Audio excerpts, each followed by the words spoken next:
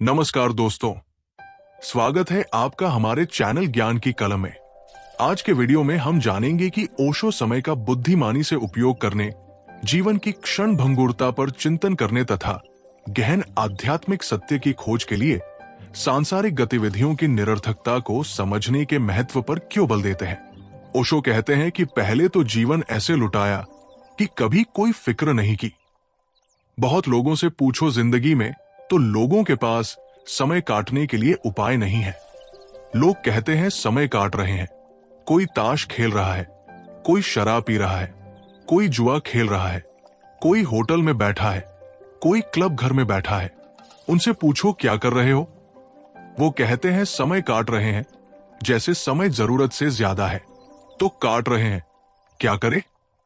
यही आदमी मौत के वक्त चीखेगा चिल्लाएगा कि और घंटे मिल जाते, एक रात और पूर्णिमा का चांद देख लेता, एक रात और कर लेता प्रेम, एक रात और रह लेता अपने प्रियजनों के बीच, एक बार और सूरज उग जाता, एक वसंत और देख लेता, एक बार और देखता खिलते फूल, एक बार और सुनता गीत गाते पक्षी। अब सब जा रहा है, अब नहीं सोचता कि क्या करें। पहले समय काटता था। तुम सोचते हो तुम समय काट रहे हो, तुम गलती में हो। समय तुम्हें काट रहा है। तुम समय को क्या काटोगे? तुम समय को कैसे काटोगे? आदमी के पास कोई आरा नहीं है जिससे समय काटा जा सके। समय इतना सूक्ष्म है, कोई आरा उसे नहीं काटता। समय का आरा तुम्हें काटता जाता है। जब तुम ताश खेलते हो, कहते हो समय काट रहे हैं, तो समय हंसता है। समय तुम्हें काट रहा है। समय तुम्हारी मौत को करीब ला रहा है। जिस दिन मौत द्वार पर खड़ी हो जाएगी, उस दिन मुश्किल में पड़ोगे। ओशो एक सूफी कथा के बारे में बताते हैं। एक लकड़हारा 70 साल का हो गया है। लकड़ियां धोते धोते जिंदगी बीत गई। कई बार सोचा कि मर क्यों ना जाऊं। कई बार परमात्मा से प्रार्थना की कि हे प्रभु, मेरी मौत क्यों नहीं भेज देता। सार क्या है, इस जीवन में रोज लकड़ी काटना, रोज लकड़ी बेचना थक गया हूं। किसी तरह रोटी रोजी जुटा पाता हूं, फिर भी पूरा पेट नहीं भरता।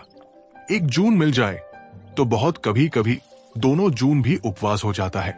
कभी वर्षा ज्यादा दिन हो जाती, लकड़ी नहीं काटने जा पाता। फिर बूढ़ा भी हो गया हूं।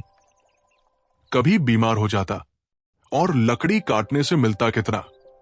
एक दिन लौटा थका हारा खांसता अपने लकड़ी के गट्ठर को लिए, और बीच में एकदम ऐसा उसे लगा कि अब मेरा जीव बिल्कुल व्यर्थ है। ये मैं क्यों ढो रहा हूं। उसने गट्ठर नीचे पटक दिया, आकाश की तरफ हाथ जोड़कर कहा कि मृत्यु तो सबको आती है और मुझे नहीं आती। हे यमदूत, तुम मुझे क्या भूल ही गए हो, उठा लो अब। ओशो बताते हैं कि संयोग की बात, ऐसा अक्सर होता तो नहीं, पर उस दिन हो गया। यमदूत पास से ही गुजर रहे थे, किसी को लेने जा रहे होंगे। सोचा कि बूढ़ा बड़े हृदय से पुकार रहा है, तो यमदूत आ गए। उन्होंने उसके कंधे पर हाथ रखा, बोले क्या भाई, क्या काम है। बूढ़े ने देखा मौत सामने खड़ी। प्राण कब गए। कई दफे जिंदगी में मौत बुलाई थी, अब मौत सामने खड़ी थी तो प्राण कब गए, भूल ही गया मरने इत्यादि की बातें। लकड़हारा बोला कुछ नहीं, गट्ठर मेरा नीचे गिर गया है, यहां कोई उठाने वाला ना दिखा, इसलिए आपको बुलाया, जरा उठा दे और नमस्कार। ये सिर्फ गट्ठर मेरा उठा के मेरे सिर पर रख दे। जिस गट्ठर से परेशान था, उसी को यमदूत से उठवा के सिर पर रख लिया। उस दिन उस बूढ़े की पुलक देखते जब वो घर की तरफ आया, जवान हो गया था फिर से। बड़ा प्रसन्न था कि बच गए मौत से। ओशो कहते हैं कि मौत के क्षण में जीवेना प्रगाढ़ हो जाती है। अब तो मौत दिखाई पड़ती है, गया हुआ जीवन दिखाई पड़ता है, जिसको ऐसे ही गवा दिया, कभी भोगा नहीं। इस अकड़ में रहे कि क्षण भंगुर को क्या भोगे। कभी ठीक से खाया नहीं, कभी ठीक से पहना नहीं, कभी ठीक से राग रंग ना किया। इस सब को उस आशा में बिता दिया, मौत के पार कुछ है, अब ये पक्का नहीं होता, अब कौन भरोसा दिलाए। तो जीविष्णा बहुत जोर से उठेगी। इसलिए मैं तुमसे कहता हूं, वासना से भागना मत, वासना को दबाना मत। वासना को जीना समग्रता से जीना, इस जीवन के अवसर को छोड़ना नहीं, इस जीवन के अवसर में जितने गहरे उतर सको उतर जाना। एक ही बात ख्याल रखना, जागरूक रहना और देखते रहना कि इस जीवन में कितने ही गहरे उतरो कुछ मिलता है कि नहीं मिलता। ओशो कहते हैं कि मैं तुमसे उपवास करने को नहीं कहता, मैं कहता हूं जितना स्वाद ले सको भोजन का लेना। लेकिन स्वाद ले लेकर बार बार जाग के देखना मिला क्या? पानी पे बबूला उठा और मिट गया। जितनी काम वासना में उतरना हो उतर जाना, लेकिन हर बार काम वासना को ध्यान बना लेना, उतरते वक्त देखना कि मिल क्या रहा है। मैं तुमसे ये नहीं कह रहा हूं कि तुम कहो कि कुछ नहीं मिल रहा है। ख्याल रखना, अगर वो तुमने कहा तो गड़बड़ हो जाएगी, फिर समझ लेना कि तुमने दमन शुरू कर दिया। मैं तुमसे ये नहीं कह रहा हूं कि तुम दोहराना कि क्या रखा यहां, कुछ भी नहीं मिल रहा। मैं ये कह नहीं रहा, मैं ये कह रहा हूं तुम गौर से देखना कुछ मिल रहा है, लेकिन कभी किसी को कुछ नहीं मिला। इसलिए अगर तुमने गौर से देखोगे तो पाओगे कि सब राख है। ये जो राख की अनुभूति है, यही तुम्हें कह देगा इस जीवन में कुछ भी नहीं। ओशो पूछते हैं, फिर मौत आएगी तो तुम डरोगे क्यों, भयभीत क्यों होगे? जिस जीवन में कुछ था ही नहीं तो डरना क्या? अगर वो जाने लगा तो पकड़ने की क्या बात है? हम पकड़ते इसीलिए है कि हम ठीक से देख नहीं पाए कि जीवन में क्या है। ओशो आगे बताते हैं कि एक लड़का सिर्फ दही ही दही खाता था। सब समझा बुझाकर हार गए। साधु सन्यासियों के पास ले जाया गया, उसने एक ना मानी। जितना समझाते हो उतना उसका दही में रस बढ़ता जाता है, जो कि बिल्कुल स्वाभाविक है। जितना निषेध करते उतना उसका रस बढ़ जाता। ओशो कहते हैं कि अगर किसी को कह दो इस दरवाजे के भीतर झांक के मत देखना, फिर मुश्किल हो जाती है, फिर झांक के देखना ही पड़ता है। आखिर आदमी आदमी है, उत्सुकता जगती है। ओशो कहते हैं कि जिस चीज को दिखाना हो तो लोगों को उसको छिपाना, मगर इस ढंग से छिपाना कि लोगों को पता चल जाए कि तुम छिपा रहे हो, बस फिर लोग आ जाएंगे। तुमने देखा होगा जिस फिल्म में सब बच्चों को बुलाना हो तो लिखवा दो केवल वयस्कों के लिए। फिर क्या छोटी उम्र के लड़के 2 आने की मूंछ लगाकर फिल्म देखने पहुंच जाएंगे। वे सोचते हैं कि अगर वयस्कों के लिए है तो जाना जरूरी है, जरूर कुछ मामला है। ओशो कहते हैं कि निषेध तो वही होता है जहां कुछ हो रहा हो। विज्ञापन दाता विज्ञापन के ऊपर लिख देते हैं कि पढ़ना मना है, कृपा करके इसको मत पढ़िए। फिर आप उसे बिना पढ़े आगे नहीं निकल सकते। ओशो कहानी आगे बताते हुए कहते हैं कि उस लड़के को जितना समझाया साधु सन्यासियों ने, गुरुओं ने कि दही बहुत बुरा है, बड़ी बड़ी आयुर्वेद से उल्लेख किए कि दही के क्या नुकसान है, परंतु उतना ही उसका रस दही में बढ़ता गया। आखिर एक बूढ़े आदमी के पास उसे ले जाया गया। उसने क्या कहा? उसने कहा, बेटा दही खाना कभी मत छोड़ना, इसमें बड़े गुण हैं, ये तो लाख दवाओं की दवा है। वो बेटा भी चौंका कि इतने दिन हो गए कभी किसी ने ये नहीं कहा। जिसके पास गए वही दही के खिलाफ था। ये बूढ़ा होश में मानता तो वो भी था कि खराब है, क्योंकि तकलीफ तो भी भोंगता था। दही के कारण सर्दी जुकाम पकड़े रहता, बुखार आ जाता। अभी जवान था लेकिन फीका होने लगा था। दही मारे डाल रहा था, मगर जितना लोग समझाते थे उतनी जिद पकड़ती जाती थी, उतना अहंकार भी अकड़ता जाता था। इस बूढ़े की बात उसने भी जरा चौंक कर सुनी। उसने कहा, क्या कह रहे हैं महाराज? दही में बड़े गुण उसने करे लाख दवाओं की दवा है। दही रामबाण समझो, इसे तुम कभी भूलनी मत, चूकनी मत, दुनिया कुछ भी कहे तुम डटे रहना। उसने कहा, जरा बताइए क्या गुण है, क्योंकि उसने दुर्गुण तो बहुत सुने थे। उसे एक आदमी नहीं मिला था कभी जिसने कोई गुण बताए हो। उस बूढ़े ने कहा, कौन से गुण? गुण ही गुण है। पहला कि दही खाने वाले की कभी चोरी नहीं होती। युवा चकित हुआ कि यह भी खूब गुण, दही खाने वाले की चोरी नहीं होती। दूसरा कि दही खाने वाले की कभी पानी में डूबकर मृत्यु नहीं होती। उसने देखा कि बूढ़ा पागल तो नहीं है, दही से पानी में डूबने का क्या संबंध। और तीसरा कि दही खाने वालों को कभी कुत्ता नहीं काटता।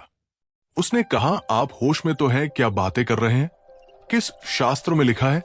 आयुर्वेद में कहाँ लिखा है, और बूढ़े ने कहा सुन, और चौथा कि दही खाने वाला कभी बूढ़ा नहीं होता। वो युवक तो बोला कि मैंने बहुत ज्ञानी सुने, मगर आप कुछ अलग ही तरह के ज्ञानी, जरा मुझे विस्तार से समझाइए। ये सुनकर उस बूढ़े ने कहा सुनो, बात साफ है, दही खाने वाला रात भर खांसता है, चोर उसके घर में घुस कैसे सकते हैं? इसलिए दही खाने वाले की कभी चोरी नहीं होती। दही खाने वाला सर्दी से इतना पीड़ित रहता है कि पानी के पास जाने से डरता है, नदी में डूब के मरेगा कैसे? और दही खाने वाला इतना कमजोर हो जाता है कि लाठी टेक टेक के चलता है, कुत्ता उसको काटेगा कैसे? और दही खाने वाला जवानी में मर जाता है, बूढ़ा होगा कैसे? तू बेटा खूब दही खा। कहते हैं उसी दिन उस युवक का दही खाना छूट गया। ओशो कहते हैं कि मैं भी तुमसे यही कहता हूं, खूब दही खाओ, ना तुम्हारी चोरी होगी, ना कुत्ता तुम्हें काटेगा, ना पानी में डूब के मरोगे, ना तुम बूढ़े होगे। वासना से छूटने का एक ही उपाय है कि वासना की पीड़ाओं को ठीक से जान लो, और वासनाओं की पीड़ाओं को जानने का एक ही मार्ग है कि तुम वासना में बोधपूर्वक उतरो। इसलिए मैं तुमसे कहता हूं, वासना से लड़ो मत, भागो मत, जागो। जिस दिन वासना की व्यर्थता साफ हो जाएगी, उस दिन ये सारा जीवन व्यर्थ हो गया। फिर मौत द्वार पर आएगी तो तुम मौत को धन्यवाद दे सकोगे। शिकायत क्या है? मौत तुम्हें मुक्त कर रही। उस सब उपद्रव से जो चल रहा था, मौत तुमसे छीन ही नहीं रही कुछ, क्योंकि तुम्हारे हाथ में कुछ था ही नहीं। तब तुम मौत का आलिंगन करोगे, अभिनंदन करोगे। और जो व्यक्ति मृत्यु का अभिनंदन करने में समर्थ हो गया, मौत उसके लिए मोक्ष का द्वार बन जाती है। और जब तक संसार की खोज पूरी ना हो जाए, ईश्वर की खोज कैसे शुरू हो? तुम्हारे महात्मा तुम्हारी संसार की खोज पूरी नहीं होने देते, वो तुम्हें अटका रखते। वो तुम्हें अपने ही जीवन में, अपने जीवन के अनुभव में उतरने नहीं देते। वो तुम्हें कच्चा ही वृक्ष से तोड़ लेते हैं, तुम पक नहीं पाते। ओशो कहते हैं कि ईश्वर की खोज तो तभी हो सकती है जब संसार बिल्कुल व्यर्थ है, अत्यंतिक रूप से व्यर्थ है, ऐसा बोध गहन हो जाए। जब तुम जान लो कि संसार में कुछ भी नहीं है, तभी तो तुम किसी और संसार की खोज पर निकलोगे। जब तक तुम्हारा मन यहां अटका है, जब तक तुम्हें लगता है शायद कुछ हो ही, अभी मैंने पूरा खोजा कहां, अभी मैंने पूरा देखा कहां, अभी बहुत कोने कोने अभी अनखोजे रह गए हैं, अभी बहुत सी गलियां अपरिचित रह गई है, तो तुम ईश्वर को खोजोगे कैसे? ईश्वर के खोज का मौलिक अर्थ इतना ही होता है कि संसार की व्यर्थता प्रमाणित हो गई, अपने ही अनुभव से प्रमाणित हो गई। फिर तुम उसे ईश्वर नाम दे सकते हो, या मोक्ष या निर्वाण या सत्य, जो भी तुम नाम देना चाहो। लेकिन उसके पहले खोज शुरू नहीं होती संसार में। ईश्वर के खोजी इतने कम इसलिए है कि ईश्वर के नाम पर बहुत धोखाधड़ी और ईश्वर के नाम पर कच्चे लोगों को धर्म की दिशा में निश्चय किया जाता है। ईश्वर के नाम पर लोगों का लोभ उकसाया जाता है। लोभ से मुक्ति नहीं होती, लोभ उकसाया जाता है। तुम्हें तुम्हारे शास्त्र अधिकतर यही समझाते रहते हैं कि छोड़ दो तो बहुत पाओगे, और जब कोई बहुत पाने के लिए छोड़ता है तो छोड़ता ही नहीं, पाने के लिए छोड़ा तो छोड़ा कहां? 1 रुपया छूटा और 1000 मिलने वाले हैं, तो छूटे कहां? तुमने तो बड़ा सौदा कर लिया। 1 रुपया छोड़ा और 1000 पाने का इंतजाम कर लिया, तो तुम्हारे लगाव तो वही के वही है। तुम बदलते तो रत्ती भर नहीं। तुम्हारा ईश्वर भी तुम्हारे साथ झूठा हो जाता। तुम झूठे हो, तुम्हारा ईश्वर झूठा हो जाता। तुम अभी सच्चे नहीं। तुमने अभी इस जीवन का जो अवसर तुम्हें मिला है, इसकी ठीक ठीक जांच परख नहीं की। तो पहली बात मैं ये कहता हूं, इसकी ठीक जांच परख करो। ओशो कहते हैं कि ये अवसर बहुमूल्य है, इसे ऐसे ही मत गवा दो। इन्हें फिजूल बातों में मत गवा देना, किसी एरेगरे की बातों में मत गवा देना। ये तुम्हारा जीवन है, इस जीवन को तुम अनुभव करो। तुम्हें अगर क्रोध उठता है तो क्रोध का अनुभव करो, ताकि क्रोध की पीड़ा साफ हो जाए। दोस्तों, अगर आपको ओशो के विचार अच्छे लगे हों तो कमेंट में अपने विचार अवश्य बताएं, और ऐसे ही ज्ञानवर्धक वीडियोस के लिए हमारे चैनल ज्ञान की कलम को सब्सक्राइब करना न भूलें। धन्यवाद।